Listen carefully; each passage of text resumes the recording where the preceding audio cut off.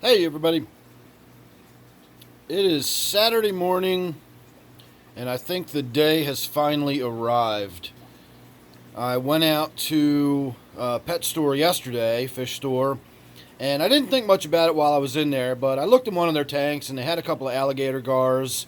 They're very interesting fish, but they get absolutely enormous, and by enormous I mean 10 to 12 feet in the wild. They get enormous. And so, again, it's just something I've never even really thought about other than sort of in a joking kind of way. But after I got home last night, it sort of started rolling around in my head. The ones that I saw in the tank were no bigger than, these large creek chubs here. So maybe putting an alligator gar in the tank for 6 months or a year until it gets too big and then I can, get rid of it. I do have a fish store that will take pretty much any fish from me, no matter how big it is. They'll find someone that'll buy it from them. The House of Tropicals down in Glen Burnie always works with me whenever I have fish that I need to sell or trade in or get rid of. So that wouldn't be a problem. I could put an alligator gar in this tank, and that would just be cool. So I looked into it rather than doing something rash and foolish and running out and buying an alligator gar. And I've decided it's probably not the fish for me. It might have seemed interesting, but it's definitely not the fish for me. I'd have to do a lot of work to train it, to get it away from eating live feeder fish, and it has a very docile, slow-moving nature. So being in a tank that has other, fast-darting fish, I'd have to completely reconfigure the tank, and so on and so forth. So it was a fleeting idea that came and went. But what it did do is cement the notion in my head that it is time to do something different with this tank. I'm just really tired of seeing the same old thing in here every day. It's been a couple years now. It's been interesting watching them grow up and get bigger. But that's all we're doing, is we're just watching them grow up and get bigger. And if I'm not mistaken, we can continue to do that for another several years probably. These chubs will get up to a foot.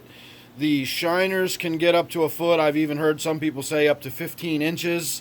Um, so at what point do we just decide that it's time to just stop watching these fish get bigger and do something different with this tank?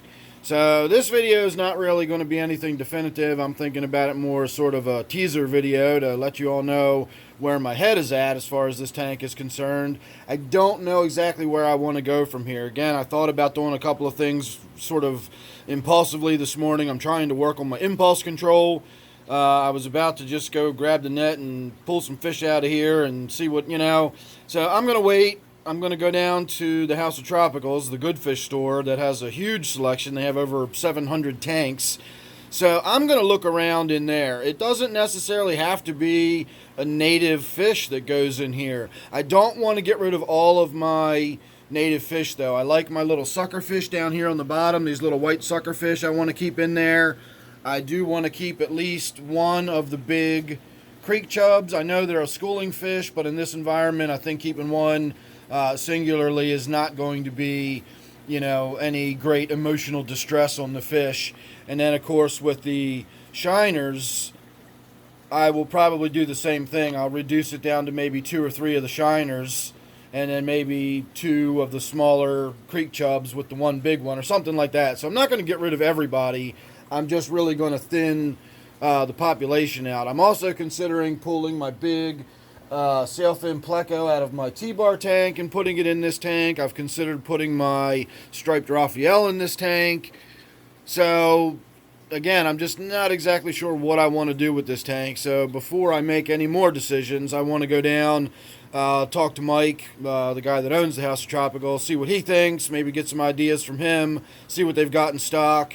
And then, of course, there's always my handy-dandy fishing rod, and I can go out and potentially catch something, although I'll have to be careful this time of year when it comes to what I'm allowed to catch and size limits and all that kind of stuff. This early in the year, there's a lot of fish out there that I'm not even allowed to bring home yet.